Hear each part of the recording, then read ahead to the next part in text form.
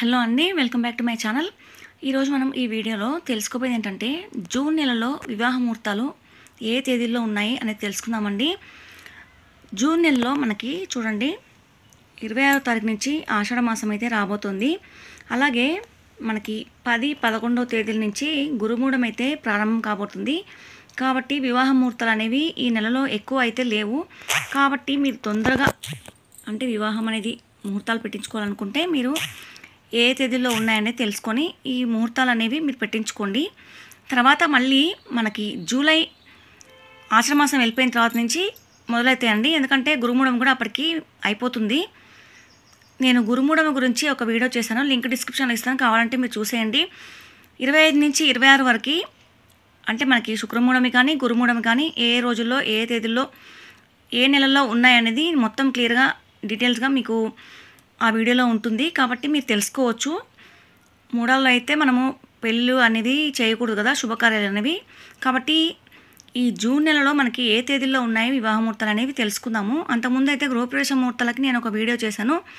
గృహప్రవేశానికి గృహారంభానికి రెండింటికి కలిపి ఈ 10 రోజుల్లో ముహూర్తాలు అనేవి దాంట్లో కూడా ఉన్నాయి కాబట్టి చెప్పాను. ఆ వీడియో కూడా లింక్ నేను డిస్క్రిప్షన్లో ఇస్తాను, కావాలంటే చూసేయండి. జూన్ క్యాలెండర్ కూడా మీకు పూర్తి క్యాలెండర్ అనేది ఉంది అండి, ఆ వీడియో కూడా మీరు కావాలంటే చూసేయండి. ఇక ఆషాఢ మాసం అయితే మనకి బోనాలు అనేవి ప్రారంభం కాబోతున్నాయి. బోనాల పండుగ చేసుకునేవారు చక్కగా బోనాలు చేసుకొని అమ్మవారి ఆశీర్వాదం అనేది పొందవచ్చు. అలాగే వారాహి నవరాత్రులు కూడా మనకి మొదలవుతున్నాయి. అయితే గృహప్రవేశ ముహూర్తాలు, గృహారంభ ముహూర్తాలు, వివాహ ముహూర్తాలు ఏ తేదీలో ఉన్నాయనేది మొత్తం అయితే జూన్ క్యాలెండర్లో ఉంది. ఇప్పుడు మనము వివాహ ముహూర్తాల వరకు అయితే తెలుసుకుందాము. చూడండి, జూన్ 1వ తేదీన వివాహ ముహూర్తాలు అయితే లేవు. 2వ తారీఖున కూడా వివాహ ముహూర్తాలు లేవండి. 3వ తారీఖున కూడా లేవు. 4వ తారీఖున వివాహ ముహూర్తాలు ఉన్నాయి. 5వ తారీఖున వివాహ ముహూర్తాలు ఉన్నాయి. అలాగే 6వ తారీఖున వివాహ ముహూర్తాలు అనేవి ఉన్నాయి. 7వ తారీఖున వివాహ ముహూర్తాలు ఉన్నాయి. ఇంకా 8వ తారీఖున వివాహ ముహూర్తాలు అనేవి ఉన్నాయి.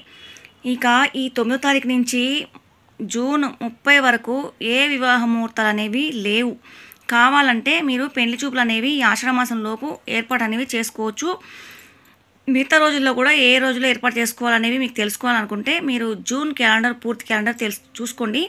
మీరు పెళ్లి చూపుల వరకు అయితే ఏర్పాటు చేయవచ్చు. నిశ్చితాంబూలాలు, మాట మంది అట్లాంటివి ఏమీ చేయకూడదండి. వివాహానికి సంబంధించిన మాటలు కూడా ఏమి మాట్లాడకూడదు. ఎందుకంటే గురుమూఢం అనేది ఉంది కాబట్టి ఆ వివాహానికి సంబంధించిన మాటలు అనేవి అంటే నిశ్చితాంబూలాలు ఇచ్చి పూచుకోవడం కానీ ఇంకా వివాహానికి సంబంధించిన మాట మంత్రి అన్నీ చేసుకుంటారు కదా మామూలుగా.